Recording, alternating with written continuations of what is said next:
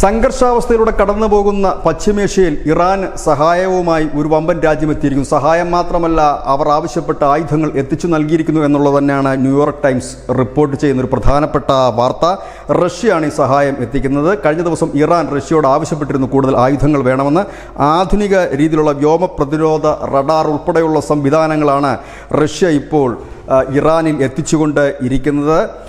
ഒരു ഭാഗത്ത് അമേരിക്ക ഇസ്രയേലിന് വേണ്ടി നിലകൊള്ളുമ്പോൾ ഇറാൻ്റെ ഒപ്പം ചേർന്ന് നിന്ന് റഷ്യ ആയുധങ്ങളും മറ്റും നൽകുകയാണ്. നിലവിൽ S-300 എന്ന് പറയുന്ന ഒരു പ്രതിരോധ സംവിധാനം ഇറാന് നൽകിയിട്ടുണ്ട്. അത് കൂടാതെ തന്നെ മറ്റ് അനവധി റഡാർ അടക്കമുള്ള സംവിധാനങ്ങളാണ് ഇപ്പോൾ നൽകിക്കൊണ്ടിരിക്കുന്നതെന്നാണ് ന്യൂയോർക്ക് ടൈംസ് മാത്രമല്ല ഇറാൻ്റെ മാധ്യമങ്ങളും അത്തരത്തിൽ തന്നെ റിപ്പോർട്ട് ചെയ്യുന്നത്. ഏതായാലും ലോകം ഒരു യുദ്ധത്തിൻ്റെ ഭീഷണിയിൽ അല്ലെങ്കിൽ ഒരു ഭീതിയിൽ നിൽക്കുമ്പോൾ ഒരു ഭാഗത്ത് ഇസ്രയേലും അമേരിക്കയും അടക്കമുള്ള കക്ഷികളും മറുഭാഗത്ത് ഇറാനും റഷ്യയും അടക്കമുള്ള കക്ഷികളും അണിനിരക്കുന്ന ഒരു കാഴ്ചയാണ് കാണുന്നത്. ഇത് ഏതായാലും ഒരു വലിയ ലോക മഹായുദ്ധത്തിലേക്ക് മാറുമോ എന്നുള്ളത് കാത്തിരുന്ന് കാണേണ്ടി വരും. കാരണം ഒരു ചെറിയ തീപ്പൊരി മതിയാകും ഒരുപക്ഷെ പശ്ചിമേഷ്യയിലാകെ കത്തിപ്പെടാൻ, ലോകത്തിന് മുഴുവൻ വിനാശം വരുത്തി വെക്കുവാനും. News desk, news India Malayalam.